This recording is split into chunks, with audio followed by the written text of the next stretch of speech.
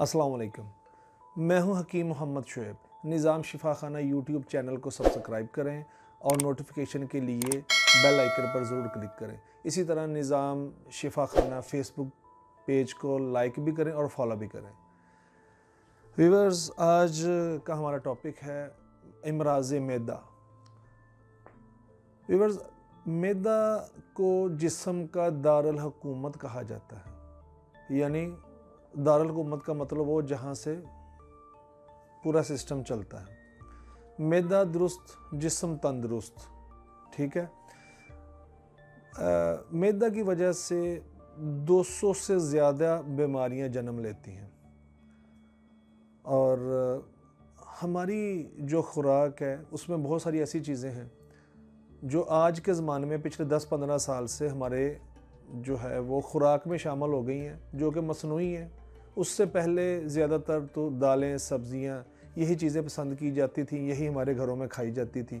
लेकिन अब मसला ये है कि हमने वो फ़ास्ट फूड, जंक फूड्स और बाज़ारी खाने वगैरह ज़्यादा खाने शुरू कर दिए। पहले ये हुआ करता था कि लोग ऑफिसेज़ में, अपने दफातर में काम पे जाते थे, अपनी दुकानों पे जाते थे, वो घर से खाना लेके जाते थे और वहाँ जाके खाते थे कि हम बाज़ार का खाना खा के कहीं बीमार ना हो जाए। लेकिन अब जो है ट्रेंड जो है वो चेंज हो गया, जिसकी वजह से इमराज़ मैदा भी ज़्यादा हो गए हैं। अब दफातर में होता ये है कि लोग वहीं पे बैठे हुए हैं ऑफिसेज़ में, वहीं पे बाज़ार से खाना मंगवा के खा रहे हैं, वहीं 3-3, 4-4, 5 बार चाय पी जा रही है और चाय भी वो जो मसनूई दूध की है, जिससे गैस्ट्राइटिस और तेज़ाबियत पैदा होती है। और सेकेंडली वहीं पे कोल्ड ड्रिंक्स और जो ये मसनूई मशरूबात है ये इस्तेमाल किए जा रहे हैं, जिस वजह से इमराज़ मैदा पैदा होते हैं। आप ये बात ज़हन में रखें, जब आपका मैदा मुकम्मल तौर पे सही काम नहीं कर रहा, डाइजेस्टिव सिस्टम मुकम्मल तौर पे काम सही नहीं कर रहा, तो आपके जिस्म में जो खुराक जा रही है वो आपके जिस्म का हिस्सा किस तरह बन सकती है। मिसाल के तौर पे बॉडी में मिनरल्स की ज़रूरत है, विटामिन्स की ज़रूरत है, बॉडी में एक मखसूस लेवल पे कोलेस्ट्रॉल की ज़रूरत है, बॉडी में एक मखसूस लेवल पे नमकियात की ज़रूरत है। वो कैसे पूरी होंगी जब आपकी खुराक में वो चीज़ें शामिल ही नहीं जो आप खुराक रोज़ाना की बुनियाद पे खा रहे हैं। और अगर आप कुछ खुराक ऐसी खा भी रहे हैं जिसमें जो कि आपके लिए सेहत अफ़ज़ा खुराक है, लेकिन वो आपके जिस्म का हिस्सा नहीं बन रही, आपको फ़ायदा नहीं दे रही, उसकी रीज़न ये है कि आपका मैदा ख़राब है, वो प्रॉपरली मुकम्मल तौर पर डाइजेस्ट नहीं कर रहा उसको, और जब वो मुकम्मल उसको हज़म करेगा तो वो आपके जिस्म का हिस्सा बनेगा ना। मतलब उसकी में से जो फ़ाइबर्स निकलेंगे, मिनरल्स निकलेंगे, नमकियात होंगे, वो आपके जिस्म का हिस्सा फिर ही बनेंगे। फिर जब फिर मैदे को इसलिए तो कहा जाता है ना कि मैदा जो है उम्मुल इमराज़ है, इमराज़ की माँ है। ठीक है।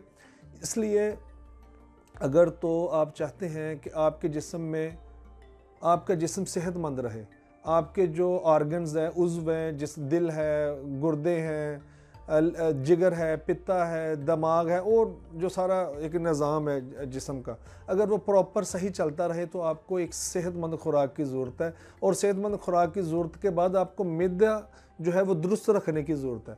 अगर आप बदपरहेज़ी को कर रहे हैं, बाज़ार का खाना रेगुलरली खा रहे हैं, तो आप जहन में रखें कि आपने इसको हज़म किस तरह करना है।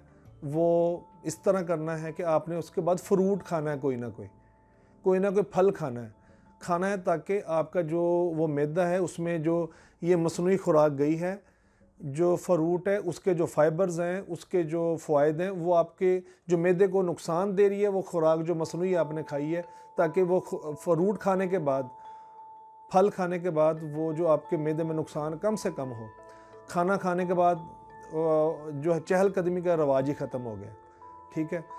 और चाहिए तो ये है कि खाना खाने के बाद 2 बार खाना खा रहे हैं, 3 बार खा रहे हैं, लेकिन खाना 2 टाइम चाहिए, उसके बाद आप चहलकदमी करें। ये बड़े जो बुज़ुर्ग हैं और हुक्मा हैं, ये कह गए हैं कि खाना खाने के बाद तुम्हें अगर कांटों पे चलना पड़े तो चलना है। इसका मतलब ये कि जितनी मर्ज़ी मुश्किल पेश आए, दिल ना भी चाह रहा हो, आप मसरूफ़ हैं, जो भी हैं, लेकिन आपने खाना खाने के बाद चहलकदमी करनी है। ठीक है। इसके अलावा जो इमराज़ मैदा हैं उसमें, अच्छा मैं आपको बताता हूँ, इसमें होता ये है कि जब आप प्रॉपरली ये अपने मैदे का कोई तवज्जो नहीं दे रहे कि आप क्या खुराक खा रहे हैं, होता ये है कि जो कोलेस्ट्रॉल लेवल है वो बढ़ना शुरू हो जाता है।